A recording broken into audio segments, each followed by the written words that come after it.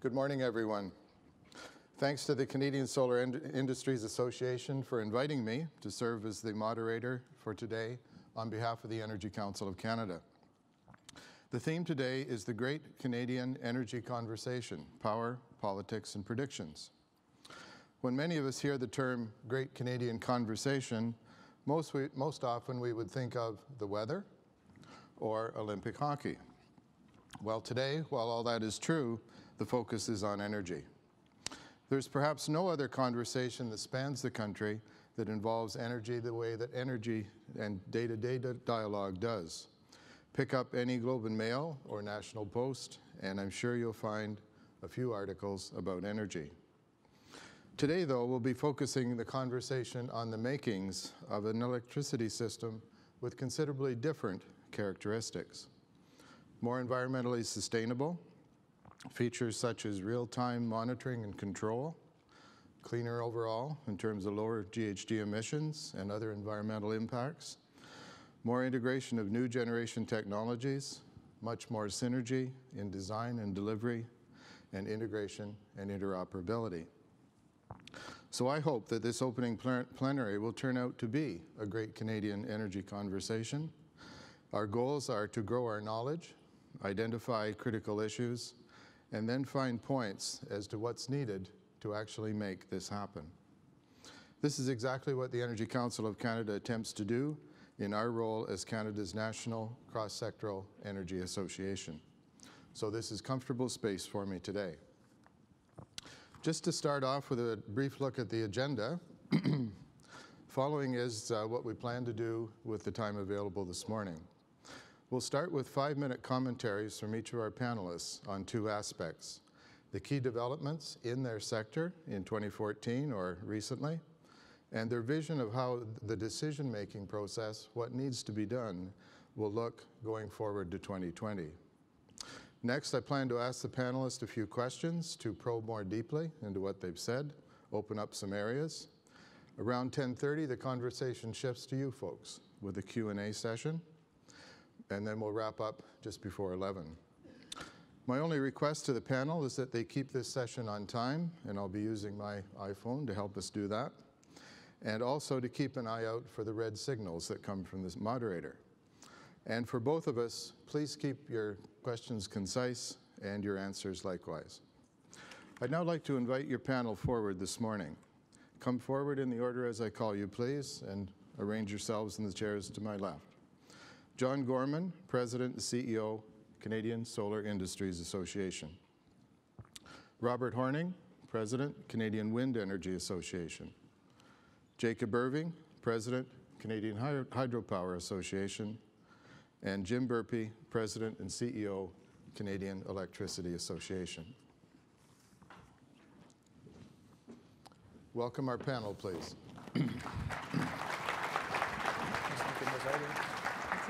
I sneak in. Yeah. There's always room for me.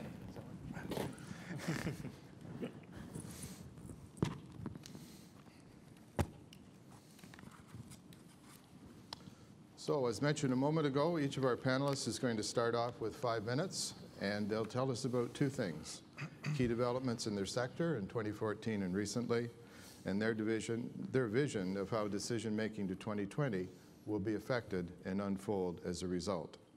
We'll start out with John Gorman. Thank you very much, Graham. And if I could just say before making my remarks, express my thanks to my colleagues up here from the electricity sector, and just to say that it's been a pleasure not only working with you, but I also consider the friendships that we're forging here to be beneficial to all of Canada in terms of the future of electricity. So, Graham, to your first question, what are the key developments in our sector in 2014? I think from the highest level, we have to take a look at the astounding and continued growth and adoption and price declines for solar, installed solar globally. This year has been another landmark year for solar. Another 45 gigawatts of solar installed globally, 33% growth over over the installed base, the total installed base. A new country, China, which has installed the most solar electricity of any nation over the course of this last year. And of course, the recent reports from the International Energy Agency, which forecast that the sun is going to be the most significant source of electricity on the planet by 2050. So we have a global backdrop here, which over the last number of years, the last 6 years in particular, has cemented solar electricity's trajectory as a growing essential part of the world's electricity system. Closer to home in the United States, we see that adoption is continuing to grow. In 2012, I believe solar electricity was 20% of installed capacity. In 2013, it rose to 30% of installed capacity, and in the first 2 quarters of 2014, the United States had installed more solar electricity, new generation-wise, than any other technology. And in Canada, of course, as of spring of this year, we have a predictable path, a stable path that leads to more solar procurement over the next 3 years. We've also, as an industry, not only created ourselves over the last 5 years, but installed more than, well, by the end of next year, we will have installed 2 gigawatts of solar, and we have another gigawatt being procured. So we see this trend of continued adoption. The other significant develops in Canada this year, from our perspective, have had to do with Alberta's new leadership and the very promising signs that we are seeing from Premier Prentice and his team that there will be policy support for renewable energies in the Alberta market to overcome some of the financing barriers that are in the unregulated market. And federally, I think we'll hear the rest of the panelists acknowledging that there are mounting pressures on the federal government to take measures, introduce policy across Canada that is going to bring down GHG emissions, and we think that renewable energy and solar is going to be an important part of that. As it pertains to our vision now with that context in terms of 2020, you've seen our roadmap and our 5-part plan. The association and the industry's emphasis is going to be on protecting and expanding the Ontario market. It's going to be on getting fully engaged with the Alberta decision makers in terms of bringing renewable energy and solar in particular into that market in a responsible way that is not around direct subsidies, but is around policy support in that unregulated market. It's going to be about cooperating with the other technology sectors like wind and hydro and others. And it's going to be about working with this federal government to help them find their way to achieving the sort of GHG reduction emissions reductions that we need, improving our international profile by providing national support for the provinces to bring in renewable energy.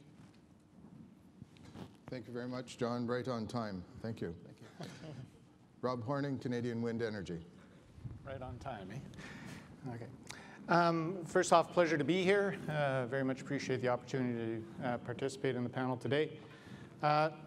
In response to Graham's questions, 2014, first off, is going to be a record year for new wind energy installations in Canada, breaking a record that was set last year. We expect over 1,600 megawatts to be installed this year. And as the Clean Energy Canada recently pointed out in a report that was released earlier this week, that means that you're seeing a wind turbine commissioned in Canada every 10 hours at this point. So we've come a long way in a short period of time. We also see continued desire for more wind energy in Canada. We have new procurement commitments that have been made in both Quebec and Ontario. So in Quebec, we have a 450 megawatt RFP. Bids are in. We expect to hear the winners sometime, possibly even this month before Christmas. Just to give you a sense of the level of interest, 450 megawatts are being sought. Between 3,000 and 4,000 megawatts of proposals were bid into the process. Okay. Ontario has made a commitment to have 2 300 megawatt RFPs for wind, first one next year, second one in 2016. Request for qualification process happened this fall. 21 companies went through the process to be qualified to participate in this 300 megawatt RFP. Gives you a sense of the level of interest and energy around this sector going forward. And that's being driven by a few things. One is, I think in terms of 2014, wind's ability and its, I guess, results in demonstrating its cost competitiveness. We look across the country today, you know, in British Columbia, we have a large debate going on about whether or not BC will proceed with the Site C dam. And you have the energy minister coming forward and saying there is a cost-effective alternative, and that involves a mix of renewables, including wind. That's not the type of statement you would have heard a couple of years ago. In Alberta, the Alberta Electric System Operator has identified wind as the second cheapest source of new generation for Alberta. Only combined cycle natural gas is cheaper. And we're quite confident that the RFPs that are underway in Ontario and Quebec are going to demonstrate the cost competitiveness of wind. We've seen significant reductions over the last 5 years in wind costs, and that'll be reflected in these RFPs. We also see continued work to facilitate wind energy integration around the country.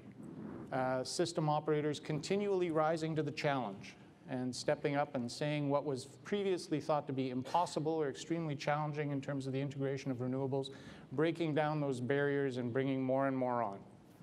Prince Edward Island, small province admittedly, 30% of electricity demand equivalent is now being produced by wind in that province. And of course, we have other issues that our industry, other industries are dealing with in terms of concerns. One that's been voiced with respect to wind turbines is potential impacts on human health.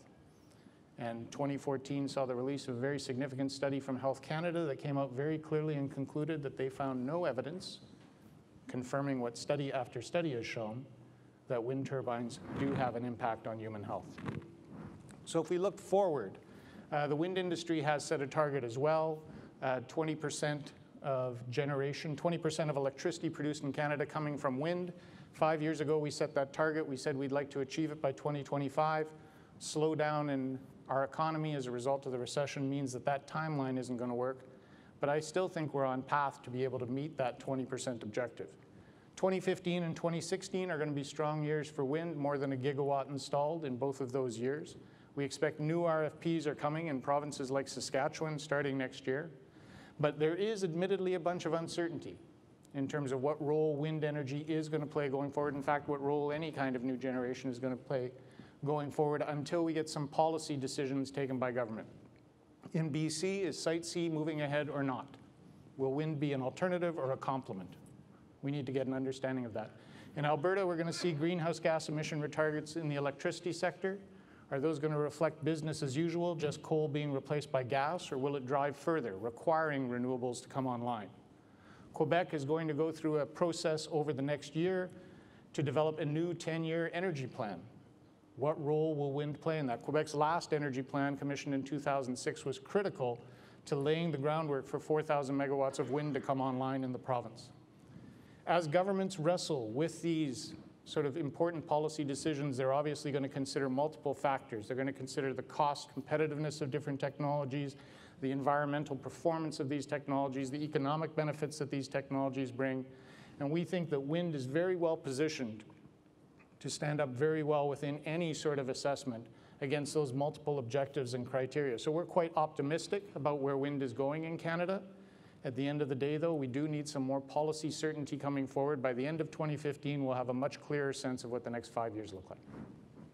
Thank you very much, Rob. We now turn from two new renewable forms of energy to one with a 130-year history, Jacob, maybe 131 now. Jacob Irving, Canadian Hydropower Association. Thank you, Graham, and thanks, John, for inviting your friends / competitors to share the stage with you at your conference. I really appreciate the opportunity. So the Canadian hydropower story, it's long, but also it's interesting. Sometimes we feel it's probably not quite as well known as it could or should be.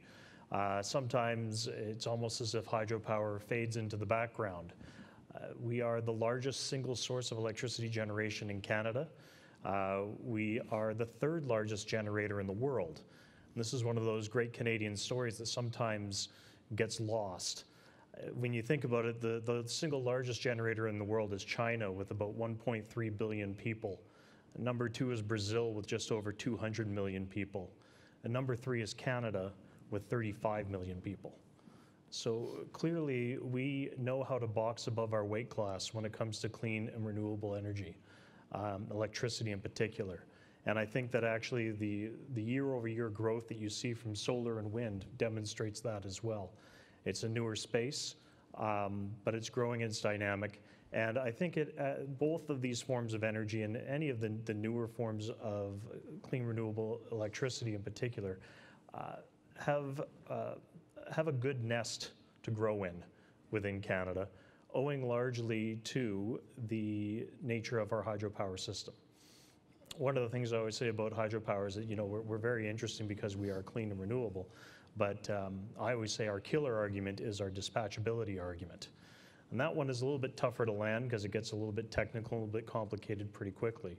But through our 130 years of electricity generation history, one thing that no other form of generation has beaten us on is our dispatchability or our ramp rates.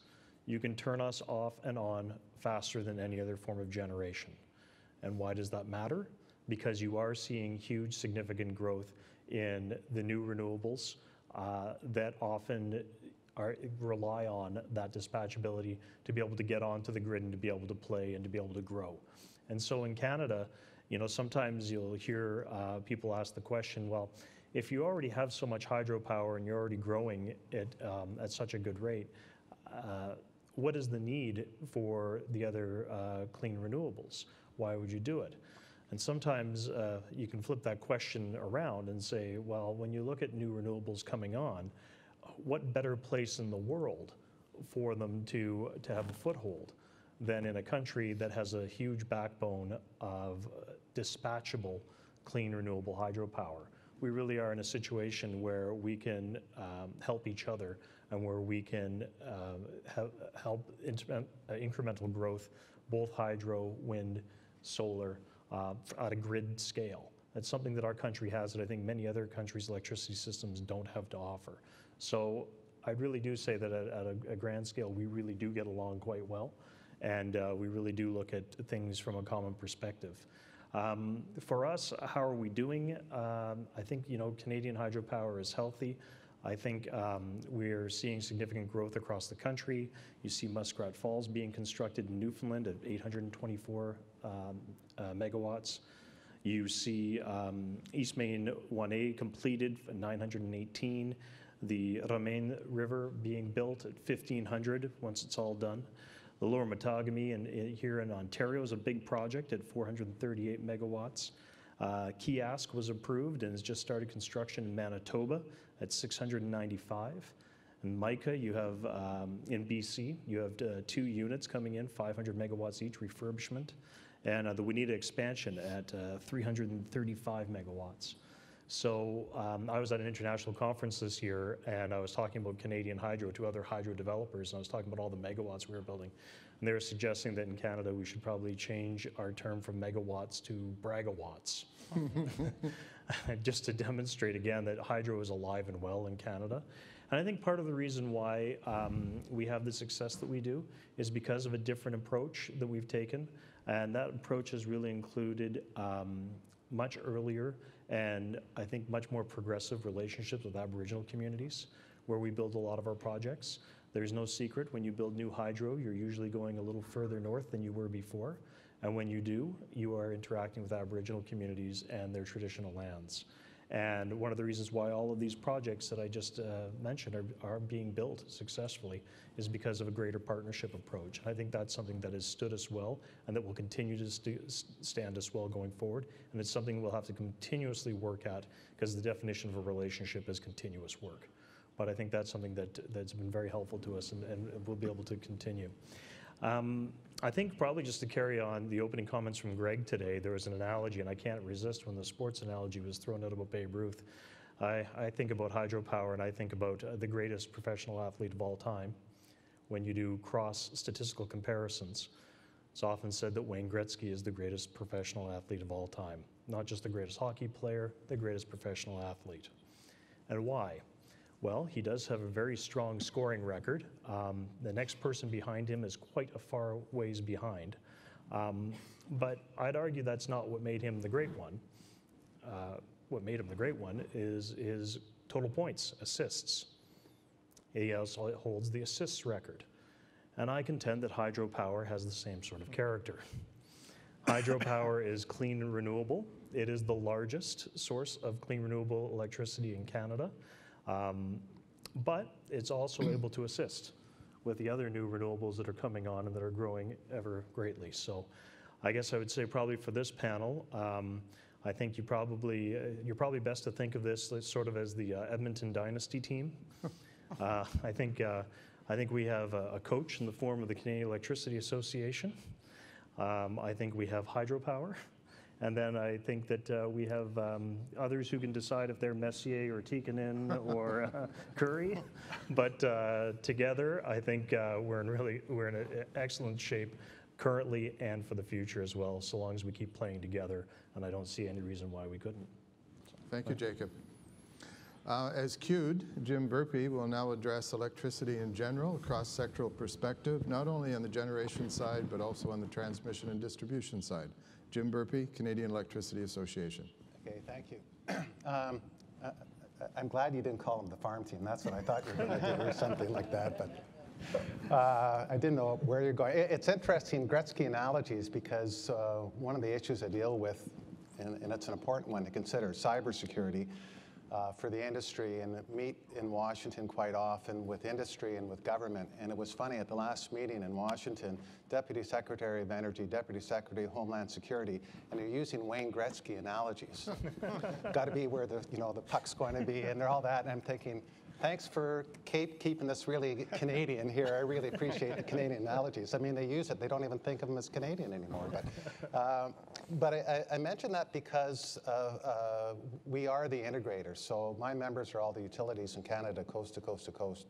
We are fuel and technology agnostic, and our job is really to integrate. In a lot of cases, we produce a lot ourselves, but really we're the integrator, and we provide what Canadians value most out of electricity and energy services. That's reliability. And we haven't talked that much about it yet, but it's an important aspect. And whereas you've got your electricity supply pie that people to my left are fighting over who gets how much of that pie, I'm actually trying to grow the pie in a North American context, because electricity can play a much broader role in the overall economy, energy services across North America as a means to reducing the carbon intensity of the overall North American economy. So that's why we do actually work together, because if we can make the pie bigger, there's more opportunity for everyone, and it is an important aspect. And when I am in the U.S. quite frequently, we really talk about being close to 80% non-GHG emitting. I don't talk about renewable as much as I talk about the GHG aspect. And that's acknowledging we still have a significant contribution from nuclear in Canada. So in terms of 2014 and what came out or what's happened that's significant, I'm going to talk in some documents and publications that were made, what's happened technology, and a regulatory proceeding that's actually in the U.S. So 4 key documents. The first one, of course, I published, CEA published, Vision 2050. 2020 is a little too near term for us to think about. This is a very capital-intensive industry, and you got to think much broader than. I understand why for solar 2020 is important, but from our perspective, you have to think much longer term and broader than that. And not so much as to predict what 2050 would look like, but what are the forces that will shape it? Because the road, if you wanted a road map there, actually, each decision that's made along the way is driven by a legislative or regulatory process that's always balancing reliability, affordability, and sustainability. And while solar, wind, water, hydro always are promoting the sustainability aspect, we also have to consider the affordability aspect as well as balancing the reliability aspect, because it is a balance and it's not an equation, although reliability is a little easier to measure than in absolute terms than the other two are. Another document came out in the spring was the New York Public Service Commission. They were forming the energy vision. Significance of that was the first regulatory proceeding that was actually looking at redefining the local distribution company in the role of the utility and creating what they call the distributed system platform provider, recognizing more and more penetration of variable energy sources distributed, more and more options on the customer side of the meter.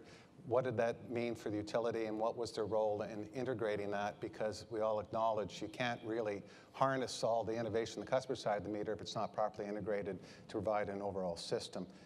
And that is in the hearings now. There's 2 phases to it, and we should start seeing some decisions early in the new year.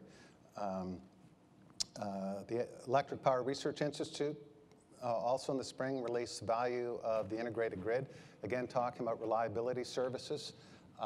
As to understand that when we talk about storage, we're not just talking about bulk storage and time shifting. It's really about frequency control, voltage control, power quality, and things like that that have to be factored in to keep a reliable system, and pointing out where there are gaps in technology that need to be addressed in order to have higher penetrations, whether it's wind or solar, run-of-river hydro beyond large storage, but you still can't get away. I mean, Jacob's right. You can't get away from the immense value of large storage backing up non-dispatchable generation or limited dispatchable or variable energy resources. And the 4th document I'd point out to was fairly recently, and it came from, I never thought in my life I would ever say this, but it's the best document and well worth reading, published by the Environmental Commissioner of Ontario. And it's called Smart from Sunrise to Sunset. And the importance of that from a literacy perspective is it gives a very good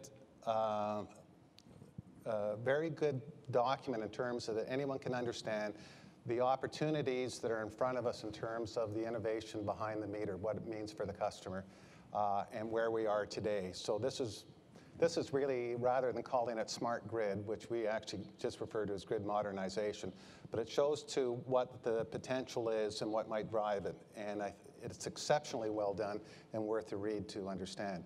On the technology front, Boundary Dam 3 carbon capture and storage plant, SaskPower, is up and running in commercial service today. And the other technology one I related would say is the ISO storage RFP that I think that is coming in place, looking at 4 or 5 different storage technologies from hydrogen to batteries to flywheel. The significance of those 2 is that these are real life in real service opportunities to learn and understand the technology.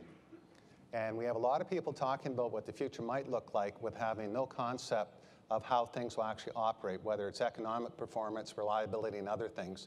People have to do things in order for us to really understand and learn, and these are 2 examples of where they're showing leadership by going out and doing things.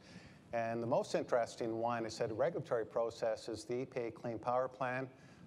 Comments are closed in the main plan. The supplemental plan question that was raised, which is specifically on Canada's and Indian territories, their term in the States, opportunity to supply into the state's requirement to lower their carbon intensity.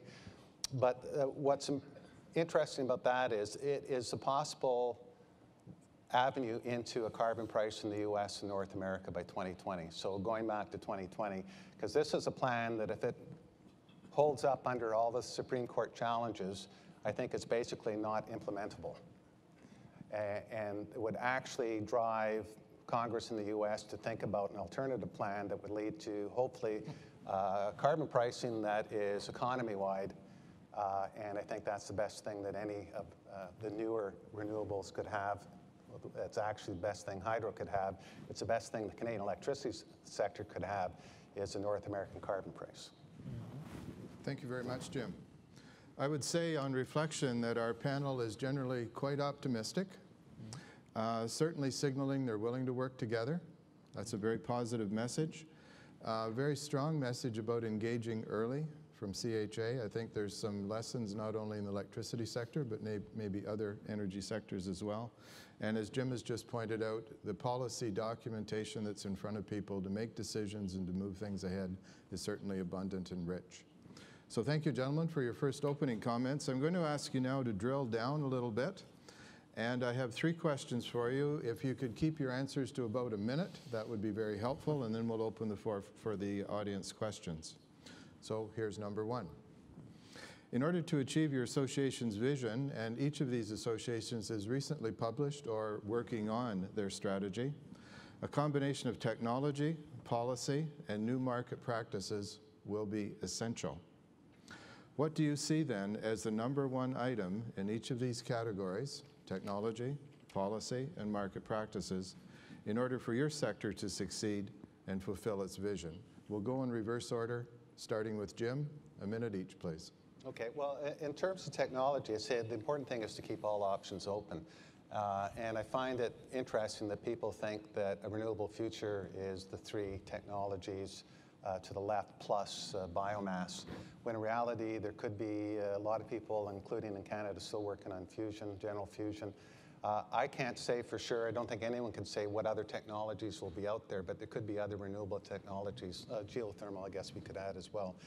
But it's important to keep all options open. And it's interesting, the US, a program called ARPA-E, that's its whole mandate. We keep all options open because the future is more than just what we see right in front of us. And I lump the policy and market together that really, I think the most critical part faced probably first in Ontario and then Alberta, but it's integrating behind the meter innovation to optimize the efficiency and the economics of the system, similar to what New York's looking at.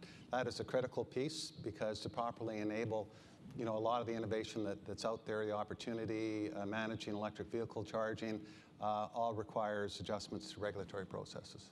Gentlemen, if you agree with Jim, that's perfect. Please add color as you see fit for your particular sectors. Jacob, please. I think probably to supplement from a technology point of view, looking at downstream or end user use of energy and growing the pie, I think like Jim referred to, there's great opportunity in the form of electrifying transportation, including light duty vehicles. So when I think technology, I mean from a hydro perspective, we convert water power into electricity at about a 93% efficiency rate. So there's always work to be done to make a better turbine and to up that. But we're really at the high end of our technology in that respect in terms of our upstream technology. What we're interested in is uses that will benefit from hydropower. So if you look at electric vehicles, I mean in Canada right now, if you're driving an electric vehicle in Quebec, Manitoba, British Columbia, you're pretty well assured that you are driving almost 100% clean and renewable because each of those provinces is well over 90% hydropower in its electricity mix. So that's a huge leadership advantage I think that Canada has. And the greater adoption of those vehicles, I think, is good for the country and it's also good for the provinces. We have more than enough undeveloped hydropower potential to electrify the entire Canadian light-duty vehicle fleet. And in fact, to probably do a good portion of the U.S. fleet as well, if greater exports were to be had. So I think from that technology side, that's something that we're very excited and interested in. From a policy side, again, carbon price was referred to, and I think we still have some ways to go, I think, at the federal level on some of the environmental regulations. But I think we're cautiously optimistic from what we've seen and what lies ahead. Rob, please. Okay, on the technology side, I mean, there still are opportunities to drive down costs, and that's clearly important given the political sensitivity around this and the desire to ensure that we have cost-effective power. But I think the bigger technology question relates to themes that others have touched on in terms of facilitating integration. And whether that's investments in building broader balancing areas, more transmission, whether it's investments in storage or whatever. It's going to be critical if we're interested in meeting greenhouse gas objectives and other things going forward. We need to get a handle on this. On the policy side, I would also reference carbon policy, a price on carbon, greenhouse gas emission reduction targets. And on the market side, I think there's 2 things I wanted to highlight. One is that we often think about questions related to integration and storage as technology issues. They are just as much market issues. We need to reflect on market rules, market design that actually provides incentives for people to go and deploy these technologies. ultimately. Right now, the systems don't necessarily encourage that across the country. And then the other part on markets is market expansion. And again, that's been touched on, whether it's electrification of the vehicle fleet, whether it's electricity exports to try and produce a greenhouse gas emission-free northeastern North America, whether it's simply taking steps to electrify industrial processes, because one of the cheapest and most cost-effective ways we will have to reduce greenhouse gas emissions outside of the electricity sector is through increased use of electricity. Thank you, Rob. John, please. Thank you. I'm going to build on just many of the comments that my colleagues have mentioned here. From a technology point of view, I agree this drive towards modernization is absolutely critical, but I'm pushing a little bit further for the solar industry. This is sort of behind the meter end user applications and technology are absolutely key to a responsible future. Solar is at the very heart of that sort of application, where you have electric vehicles in your driveway, storage in your garage, smart meters on your homes, applications on your phones that allow you to control your electricity efficiently. And solar has an important role to play in that future. From a policy perspective, I would agree that moving towards carbon pricing, some sort of national or North American standard here for reducing GHGs is what is going to benefit all of us and ensure that clean future. And lastly, from a market practice perspective, in addition to what's been brought up here, I think what we need to concentrate on as a solar industry is a relentless commitment to bringing down the price of installed solar here in Canada. Certainly that's something that we are gearing up to work on as an industry association, and we'll be relying on the industry to ensure that we are able to hit the sort of cost parity that we need in this Canadian market. Thank you very much. Panel, my second question takes us a little deeper into the concept of system thinking or integration. You've each given it a nod in your opening remarks. Given that, I'm wondering if you might speak in a little more detail to either a particularly good, strong, synergistic opportunity that we haven't yet seized, or perhaps a best example of where we have done well, or something we can learn from. So the question is, each association's plan is focused on particular opportunities and goals, but there are also opportunities for applying system thinking outside of your own tent, if you like. This could lead towards synergistic integration of traditional and new sources. Are there complementary fits, ways to improve reliability, combinations, and in the interest of consumers, better economics, lower cost, greater reliability through the process of system thinking and integration? We'll go in reverse order, starting with John. And again, be concise, folks. All right, Graham, thank you. That's a heavy-duty question to have me start off on. Maybe I'll use this opportunity to mention a couple of things. Jim, Burpee astutely brought in at the beginning the idea that we need to keep our options open, and the reliability is key. And I just wanted to react to that by saying that our global experience, and now our experience here in Ontario through the ISO with the growing penetration of wind and solar onto the grid, is in fact showing that renewables like solar and wind are adding reliability and flexibility to our system. And continuing down that path from a systems perspective is clearly the way that we should be going. And we're proud to be able to add to that versatility and reliability of the system. Secondly, I agree that we need a systems-wide approach, not only dealing with technology, but from a technology point of view, solar is not presenting itself as the alternative to the generally very clean and robust sources of electricity that we have in this country, including nuclear. Solar electricity has some very distinct benefits and unique advantages that, when deployed properly, add to the strength of an overall system and add to the options that are available for consumers to be engaged in a system. And that's what we should be concentrating on.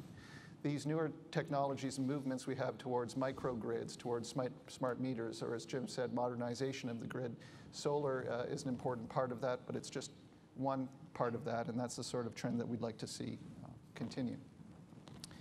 So in closing on this question, Graham, I would just say that solar recognizes that it is one technology in a field of technologies that are opening a very exciting future for electricity use in Canada. One that, as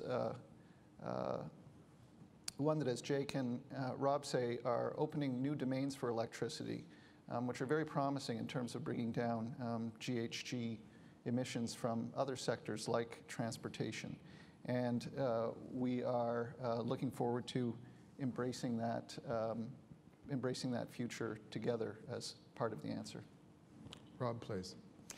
Yeah, I want to follow up on what Jim said about the diversity that we see within the system and the growing number of choices we have, both on the supply side and the demand side.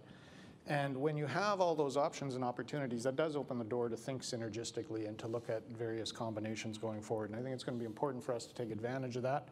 You already see, I think, both on the sort of electricity supply side, you see more developers looking at combining wind and diesel in remote communities, looking at developing wind and storage together, for example, to bid into processes to provide that more comfort around reliability, sustainability, stability going forward.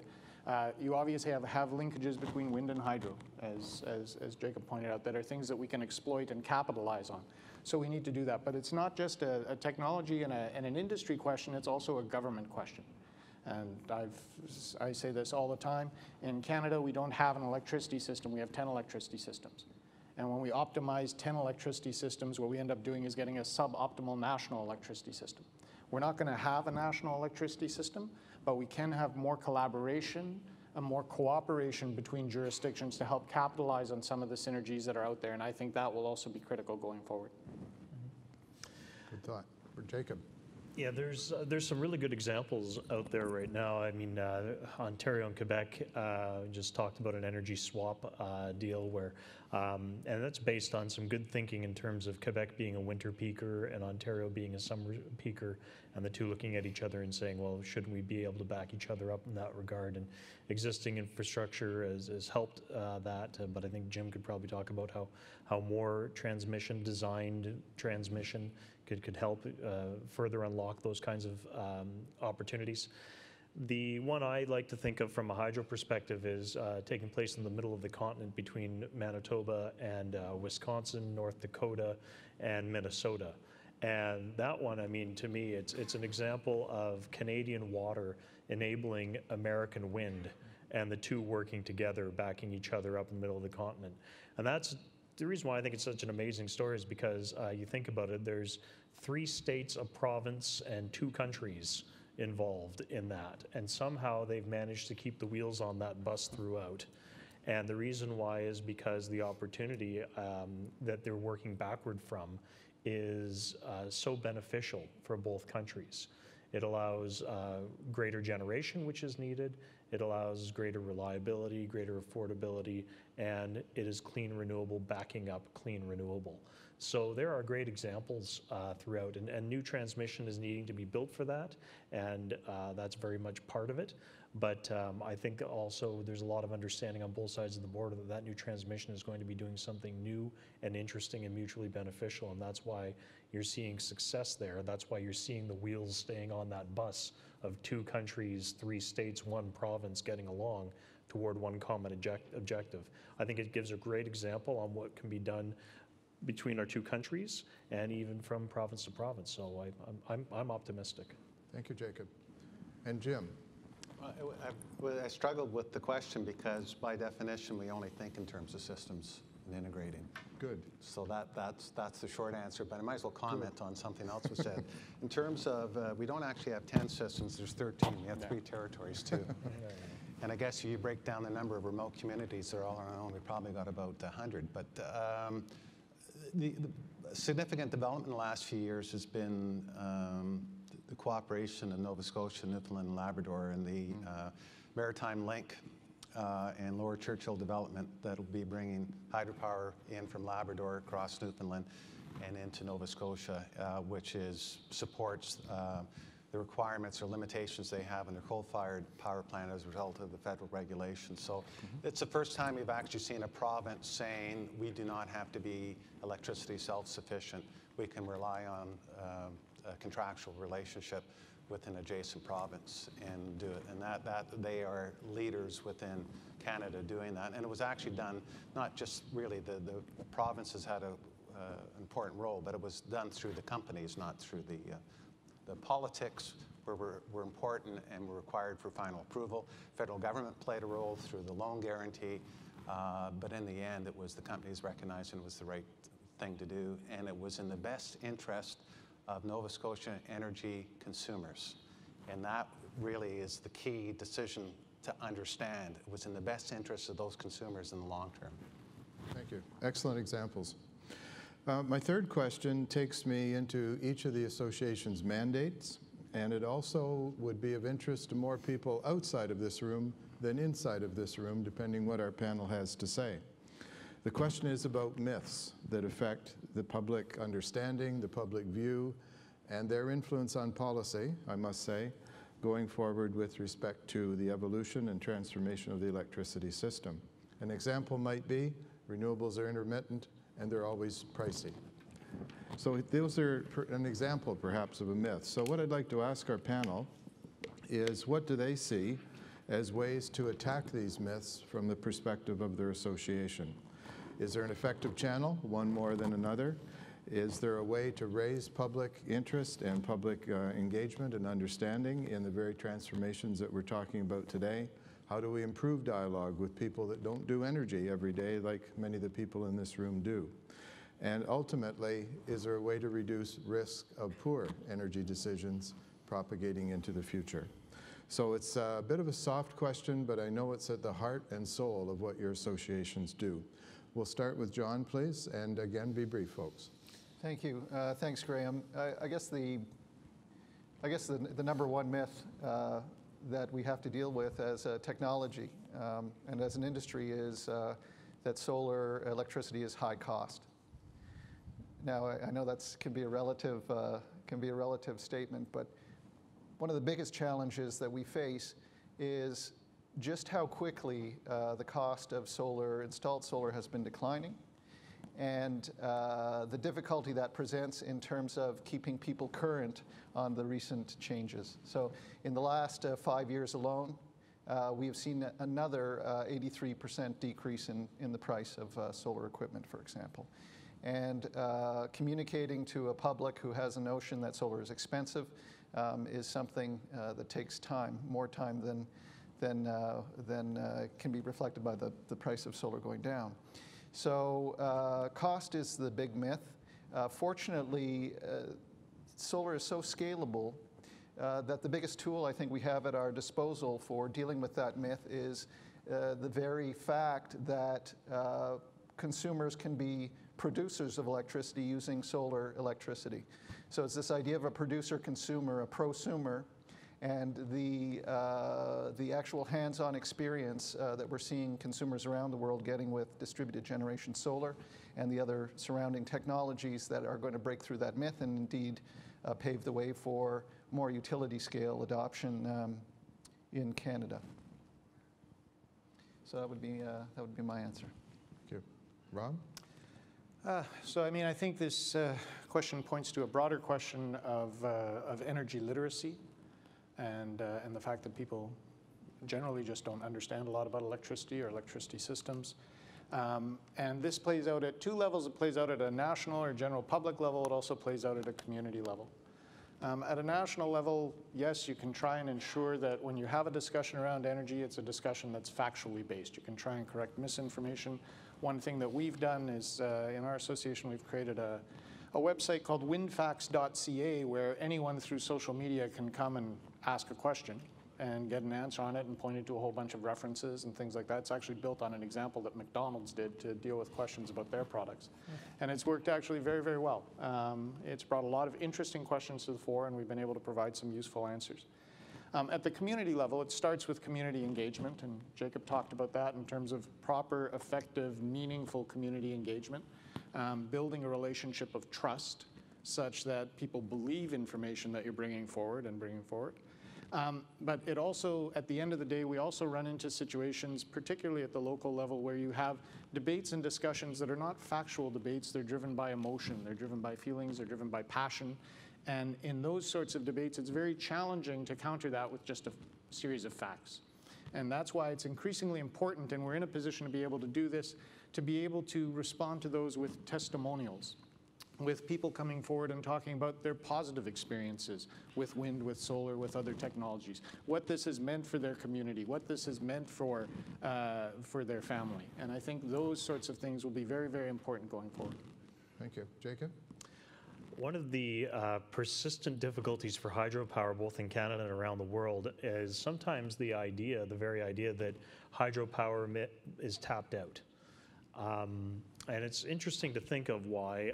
I think it's, especially from the other countries around the world, in many of their cases, they built early, they built out, and in many countries around the world, there really isn't that much hydropower opportunity left to them. In a lot of the new developing countries, there's huge opportunity available. The World Bank talks about how if Africa as a continent were to develop its hydropower system to the extent that Canada has as a country, that the entire continent would be electrified. So there's huge opportunity around the world. But in Canada, we still seem to sort of face this idea that maybe it's because we've been around so long and because we are so big that, oh, maybe we're sort of done, maybe we're sort of tapped out. And of course, nothing could be further from the truth. As the third largest generator in the world, we could still more than double our current installed capacity. I think we have some good lessons to learn in terms of public relations and communications from our friends here.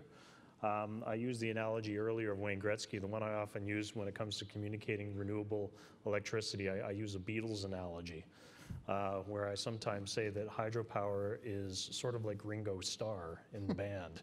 There was a time where, who was the leader of the band? Was it Paul or John? And there was, arguing back and forth, and they asked Ringo Starr what he thought about it all, and he said, "I'm just happy to be here." and I think that our role in hydro is very much that supporting baseline role in the background. I mean, if you do a Google image search of renewable electricity, you go through several photos of wind farms and solar panels until you get to your first hydro facility. I think we accept that to a certain extent, but I think we also need to challenge it. And we need to reawaken hydropower, I think, in the public imagination. And that's something that, again, we're learning from our friends on, and that I think us talking together and teaming up a bit more and talking about each other positively only helps us all in that regard. Last word, Jim? Yeah, literacy is the key thing, and we're not the only people talking about it. And so we actually support the two other Pollution Probes Energy Exchange Initiative is critical to promote literacy and understanding, because there's physics behind all of this. We tend to forget that. And you know what? One thing I like about the laws of physics is the Supreme Court can't overturn them. But you got to remember them because they are important. We do have to, and they do limit what's possible. And that's the other reason we released Vision 2050 is to start talking about the broader context in which decisions are going to be made, which was really started by the idea originally came from when I saw work done by the National Renewable Energy Lab with, they had modeled 2050 in the US, 80% renewable supply, and in their mind was a little bit of, what are they, 7% hydro now or something in the US, but the bulk of that being new wind, onshore, offshore, and solar penetration would be predominantly wind. And they dispatched the US system, ran a model for the full 8,760 hours at 2050. Fascinating thing to run on a desktop, and then in these couple things, but it really started, did people really understand what that would look like in terms of the amount of wind farms? But the fact that you've now changed and repurposed the whole transmission system, and you actually needed more transmission, not less. So one of the myths we do deal with is renewable, distributed generation, we won't need grids anymore, and microgrids. I'm sorry, that's just, there's nothing in physics or economics that point that way. You actually need a stronger, more flexible grid to manage more variable energy. So we actually need more grid, not less, and that's counterintuitive to a lot of people's thinkings right now. So, but all the modeling shows that, and when you look at it, you just think about, do people, when they say this is the future they want, do they really understand what it looks like and what they have to accept to deal with and how we build out to it? Thank you. Folks, we've heard general perspectives from the association. We've also heard their insights on technology, policy, new market practices, system thinking, and the tough question of public awareness, energy literacy, and what it means for the sectors represented this morning. Any conversation has two parties, and now it's your turn to ask a few questions. The ground rules would be, use the mics that are located here and there, of course. Identify yourself and your association or your affiliation so our speakers know who they're responding to. Please be concise in your questions and likewise concise in your answers. Direct a question if you see fit to a panelist, but the floor is open to the other panelists should they choose to comment on a particular question. This is a great opportunity. We do have some time this morning for the conversation, and I look forward to your questions very much. Starting at mic 3, please. Thank you. I'm going to move that down a bit. Not that many women here. We have to move the mic down. Fabulous conference. Congratulations. I'm Linda Duncan. I am the lone opposition member of parliament from Alberta, and I'm the Western Economic Diversification Critic. I chose that portfolio because I want to promote your sector as the way to diversify the economy in Western Canada. So I'm very interested in your ideas about constraints, barriers, opportunities. One thing that drives me crazy is we continue to talk about electricity in this country as if it is national, when in fact the generation is regulated provincially or territorially. And I think a key issue there is the big role, and I'm interested in your perspectives, that the federal government could play, apart from incentives or regulation, is that interprovincial or territorial grid. I would like to hear more about the opportunity for First Nation communities and isolated communities. I'm kind of surprised that I'm not seeing that on the panel. I'm seeing that that's the big development area, particularly for wind and solar. And I'm also surprised that nobody has talked about the health impacts. In Alberta, that's the big driver to get off coal. So I'd love to hear about the perspective on how we move to solar, wind, other sources other than gas. Thank you. Okay, folks, I heard regional focus versus national focus, a bit of a criticism there, I think, and two absences so far, First Nation discourse and also the health impacts of whatever energy choices we ultimately make. You didn't direct your question, so I'll ask our panelists each to speak very briefly to each point. John, please. Thank you. Thanks, Graham. Thank you, Linda, for your question and for attending, coming all the way here from Alberta. I think I'll maybe address this sort of regional national aspect of your question with Alberta firmly in mind. In my meetings last week with the department heads and some of the new political administration in Alberta, I heard an interesting comment, which was that in its efforts to try to gain greater social license internationally for the oil and gas operations, it wasn't enough for Alberta to be seen addressing some of the perceptions of its environmental practices, be they justified or not, that it had to be something that was perceived to be a Canadian solution. So I think the logic there being that they can take whatever steps they want, but if it isn't brought forward as part of a greater Canadian attitude, that it wasn't going to accomplish what Alberta needs to continue with the development of its resources. And of course, we were speaking about this in the context of electricity and the fact that Alberta needs to achieve GHG reductions by phasing out coal more quickly and bringing in renewables. So as it relates to Alberta and the federal government, first of all, there is an interaction there. The federal government has mandated that Alberta phase out its coal electricity already.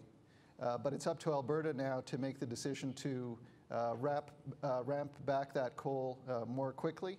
And it's up to the federal government to bring in some support and framework by way of things like carbon pricing so that Alberta and the rest of the provinces in Canada can work towards similar strategies to improve our GHG profile. Thank you. One more, Rob, your comments, please. Yeah, there was a lot in that question. So I'm not even going to try and look at it all. I mean, I just say on the federal role, I mean, you pointed out one potential federal role in terms of helping facilitate interconnection between jurisdictions. I don't often give a lot of kudos to the federal government, but the federal government is also sponsoring right now, the main sponsor of Canada's first national pan-Canadian wind integration study, which is giving us an opportunity to understand some of the operational issues and other issues that would be associated with moving to, for example, 20% wind energy in Canada. So that's been a very positive contribution. I guess the one I wanted to highlight more was the First Nations comment. And the First Nations opportunity obviously extends well beyond sort of remote community type of opportunities.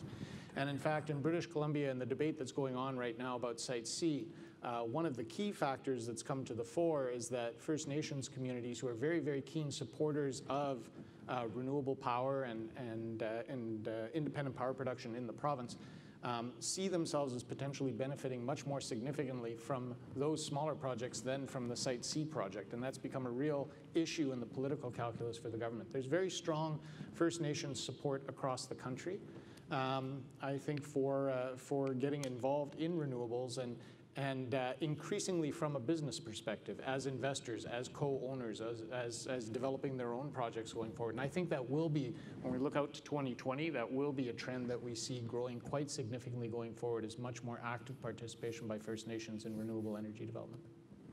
Thank you, Rob. Our time is getting a little tight, so we're going to go to question 2, please. He was up first. All right, question 1 and then question 2. Go ahead. All right, thanks. Rob Miller with Northland Power. Just a quick observation or congratulations to the province of Ontario and the government. It wasn't really mentioned, but I guess we're hitting an RPS close to, I think, 40%. You know, if we have 10,700 megawatts of procurement for renewables, that's pretty lofty, and a 40% RPS is something to be promoted and be proud of. We've seen lots of debate recently about the oil and gas energy pipelines, east-west. North-south. You briefly mentioned it as a panel where you're talking about the need for transmission and interties. Could you put some context into the benefit or need or cost to an east-west electricity transmission system? And then Jacob, in particular, you mentioned lots of, like a really good list of hydro projects. I would almost say mega projects that are on the list. What about pump storage? You know, Canada's blessed with water, and we have topography and geography. Pump storage would also be a potential solution for the integration of renewables. Thanks. Thank you very much. I'm going to ask Jim to tackle the east-west question, and then Jacob very quickly on pumped. Yeah, geography and economics makes it clear that if you talk east-west, it's really Ontario East and Manitoba West. The load center, where you look at the load center Ontario as Manitoba is, it doesn't really make much sense to connect that. I mean, they're beefing up the transmission system on the gap in the transmission is not actually between Ontario and Manitoba. The gap is between Ontario and Ontario. It's the North Shore Lake Superior, and that line is being expanded right now, or in the process of being expanded. There's more opportunity to link through the complementary systems of Ontario, Quebec, New Brunswick, and Labrador. Of course, between Labrador and Quebec, there are a few political issues. And looking the other direction, Manitoba West in the long term, I think we'll actually see more enhancement there. And the other one is the Northwest Territories opportunity in the Mackenzie Valley. The hydro opportunity up there significant into northern Alberta. And if you actually talk about the earlier Alberta question, the ability of using hydropower and electricity to lower the carbon intensity of the oil sands significantly is a huge one, really big one. Jacob, just a word on pumped storage. Pumped storage is a big topic in the United States, and it has a lot of potential, I think, in that market, in that country that doesn't have a lot of what I would call storage capacity left. When I talk to Americans, they look at our 163,000 megawatts of undeveloped technical potential in conventional hydro, and their eyes pop, and they say, how much of that is storage? And I say, I don't know. And they say, oh no, I say, well, none of it is. And they say, well, what is your storage potential? And I say, well, I don't know, your pump storage potential. I don't know what it is. And they say, well, why not? And I said, because we have storage potential left to develop in Canada. But to quickly try and answer that question, do we have pump storage potential in Canada? Obviously, tons of it, but we have a lot of conventional hydropower to tackle, I think probably first. And pump storage as a transmission feature along the way will probably naturally develop as well. We'll take one more short question and then we'll wrap up. Please, number 2. Yeah, Steve Dick with Guelph Solar. And besides being involved in the solar industry, I also am part of the Citizens Climate Lobby. Wondering if any of you guys have bumped into that organization. You've all spoken about a need for a price on carbon. And the Citizens Climate Lobby comes out of the United States, where they are talking about a carbon fee and dividend. So it's revenue neutral. It does not the money does not go back to the government, and it's receiving a lot of support from the Republicans. And I can see it working well in Canada. Anyone like to tackle that? Jim? Well, to deal with or heard of many opportunities like that. Go back to what I said. If the EPA rule holds up, it becomes an unworkable rule that has to be implemented. And that actually gives Congress flexibility or the incentive to actually do something. What we wrote in Vision 2050, we analyzed all the different things we've been using: investment tax credits, feed-in tariffs, and renewable portfolio standards, net metering. And when you look at them from carbon perspective, they're all very suboptimal. You can't get away from the fact is the best carbon mitigation process or tactic is a carbon tax, and for electricity it has to be applied on a North American basis to avoid leakage, and should be economy-wide. Thank you. Apologies to those that didn't get their question asked, but you know these folks, they'll be around. Please do approach them. Any conversation has the last word, and we're going to defer to our panel for that today. So we're looking for 2 or 3 sentences from each of you that either say what you didn't have a chance to say, give us some wrap that would inform the audience and lead to further discussion. And we'll start with John, please.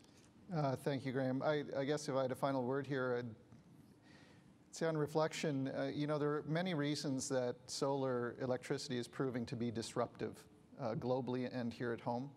One of the reasons that it's disruptive that we don't talk about much, but is a fact, is its adoption, its rapid adoption, is being fueled by the fact that it is so scalable, so versatile, so rapidly deployed, producing electricity where you need it, when you need it, close to source, without the need for massive infrastructure builds.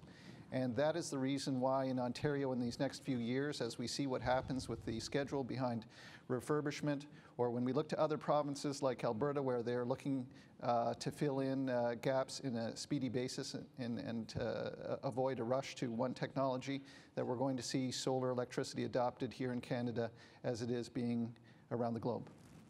Thank you. Rob, please. Elevator speech. Well, I just say the electricity system is going through fundamental change at this point in time, and a bunch of the people up here on this panel are part of that. You know, we were described as competitors. I do think there are significant opportunities for collaboration going forward, and you see it within our industry members, frankly. I have a shrinking number of wind-only companies in my membership. I have a growing number of renewable energy companies in my membership. And I think that collaboration is going to be important as we look to expand new markets going forward through electrification, through exports, through electric vehicles, et cetera. Thank you. Jacob, likewise? If the pie remains the same size or shrinks, then we naturally kind of get set upon each other in competing. If it grows, as Jim suggests, then there's opportunity for us to partner together and take on challenges bigger than ourselves, including, I would say, the electrification of vehicles is one area where we can all get along and see growth together. The other is helping the United States clean its electricity system. They are over 70% fossil fuel based. We are 62% hydro based in Canada with renewables coming on. As much as we export to the United States and as great as our interconnection is, hydropower represents less than 1% of US electricity consumption. We have huge exports back and forth. It's a great system. We can do a whole lot more, and we can do much more together to help clean up North America's electricity generation system by bringing the good Canadian example south. Well said. Jim? Yeah, and that's so the Canadian exports are roughly 10% of Canadian production that's usually exported to the U.S. Anywhere from 6 to 10%. Well, the simple, the future is electric. Very concise, sir. Folks, that concludes our conversation. I hope you've enjoyed it. And as I said earlier, please continue over a cup of coffee with these gentlemen. It's been a pleasure on behalf of the Energy Council of Canada to chair your session this morning. Thanks to Kensia for inviting me and putting forward an excellent conference. Join me in thanking our panelists as well.